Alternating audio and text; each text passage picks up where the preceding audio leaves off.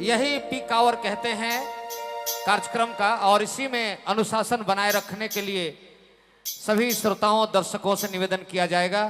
और वॉलंटियर भाई लोगों से निवेदन है कि आप अनुशासन बनाए रखने के लिए किसी को कोई दिक्कत ना हो, सभी लोग इस कार्यक्रम का आनंद लें। इसके लिए जरूरी है कि आप लोगों की सक्रियता थोड़ी अधिक होनी चाहिए इस समय।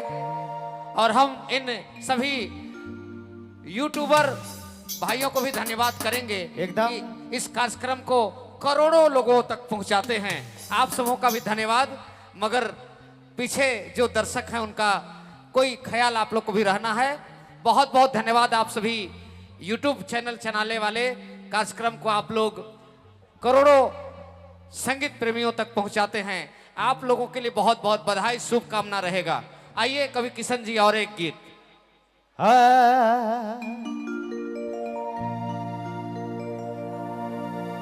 मुखे बोले जोड़े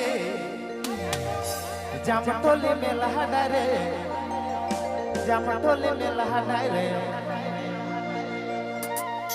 अरे दिल गड़ गे तोर मन बस से, तोर दिला लागे गेला।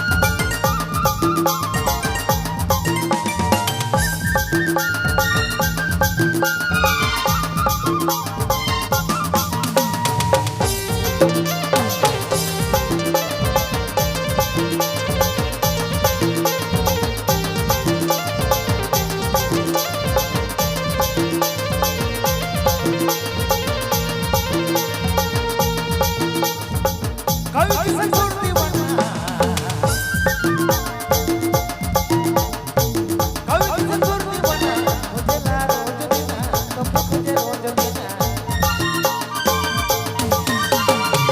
कभी किसे तोड़ दीवाना खोजेला रोज देना तो खोजे रोज देना कीली दे पुचू कीली दे पुपाय तोड़ दिला लागी गेला कीली दे पुचू कीली दे पुपाय तोड़ दिला लागी गेला मुके बोला मोरानी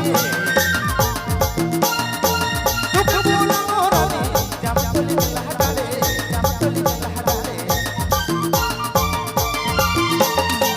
मुके बोला मोसकी जामतली में लहराले जामतली में लहराले कीली दे पुचू कीली दे पुपाय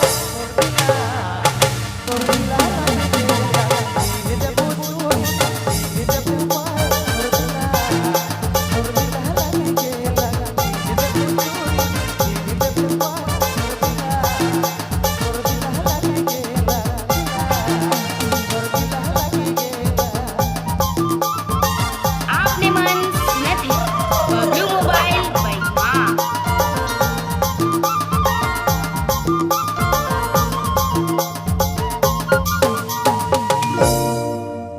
धन्यवाद भैया आपने आबाई अरे गो भाई 100 दे रहा है हेलो। उनके भी दिल से धन्यवाद नाम तो नहीं बताना है बहुत बहुत धन्यवाद। पुरस्कार देवैया मन के भी अंकित सुनीता 20 रुपया का पुरस्कार आपने जामतली में लहराले जामतली में लहराले कीली दे पुचू कीली दे पुपाय तोड़ दिला लागी गेला कीली दे पुचू कीली दे पुपाय तोड़ दिला लागी गेला कीली दे पुचू कीली दे पुपाय तोड़ दिला लागी गेला तोड़ दिला लागी गेला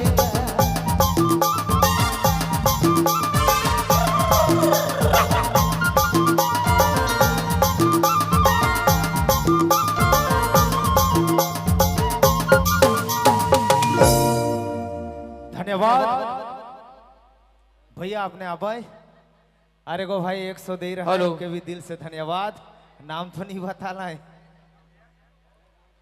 बहुत बहुत धन्यवाद।